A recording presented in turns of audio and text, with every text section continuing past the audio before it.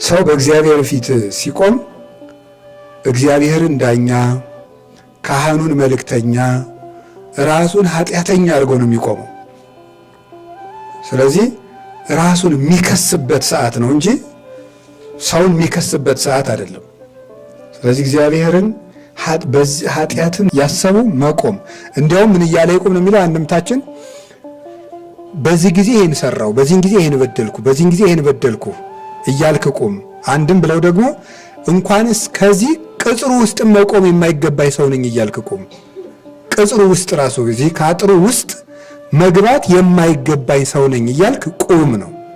በቸርነትህ አስገባኝ እንጂ እያሉ መቆም ይገባል። ኃጢአትን ከልጅነት እስከ እውቀት የሰሩትን ኃጢአት እየዘረዘሩ በዚህ ጊዜ ይህን አደረኩ፣ በዚህን ጊዜ ይህን አደረኩ፣ በዚህ ጊዜ ይህን አደረኩ፣ ግን እዚህ መቆም የማይገባኝ ሰው ነኝ እያልክ ቁም።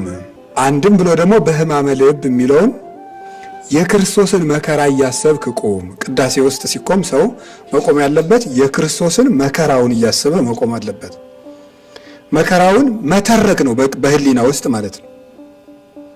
በቃ ሐሙስ ማታ ያዙት፣ ከዚያ በኋላ አሰሩት፣ በገመድ ጎተቱት፣ የፊተኞቹ ሳቡት፣ የኋለኞቹ ለቀቁት፣ በግንባሩ ተደፋ፣ የኋለኞቹ ሳቡት፣ የፊተኞቹ ለቀቁት፣ በጀርባው ተደፋ፣ ምራቅ ተፉበት፣ እጁን ቸነከሩት፣ ገረፉት እያሉ መቆም ነው ማለት ነው። ቅዳሴው ሲቆም እነዚህን በህሊና ውስጥ ማመላለስ ማለት ነው። እነዚህን በህሊና ውስጥ እያመላለሱ መቆም። ምክንያቱም በክርስቶስ ፊት ቆመን ማን ነው ልናስብ የሚገባል? ክርስቶስን ነው። በሱ ፊት ስለቆም የምናስበውም እሱን ነው። ስለዚህ የመጀመሪያው የጌታችን የኢየሱስ ክርስቶስን ሕማሙን መከራውን እያሰቡ መቆም። ወበለብዎ በልቡና በማስተዋል ቁም ይላል። በማስተዋል ቁም። በማስተዋል ቁም ማለት ህብስቱ ወደ አምላክ ስጋ ወይኑ ወደ አምላክ ደም እንደሚለወጥ አምነህ ቁም ነው። ወበለብዎ ማለት እሱ ነው። ህብስቱ ወደ አምላክ ስጋ ወይኑ ወደ አምላክ ደም እንደሚለወጥ በምስጢር መቆም ነው። ይሄ ባንክሮ ማለት ነው። ወይ ግሩም ያንተ ምስጢር! ህብስቱን ለውጠህ ያንተ ስጋ ታደርገዋለህ፣ ወይኑን ለውጠህ ያንተ ደም ታደርገዋለህ። ምን ላንተ ይሄ ምን ይሳናሃል? የሎጥን ሚስት ጨው አድርገሃት የለምን?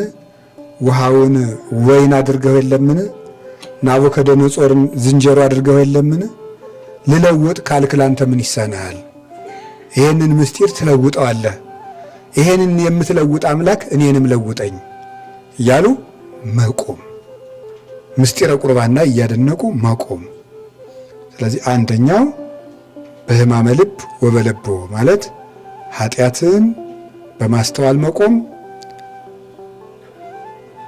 የክርስቶስን መከራ እያሰቡ መቆም፣ ቅዱስ ሥጋውን ክቡር ደሙን ምስጢረ ቁርባንን እያሰቡ መቆም።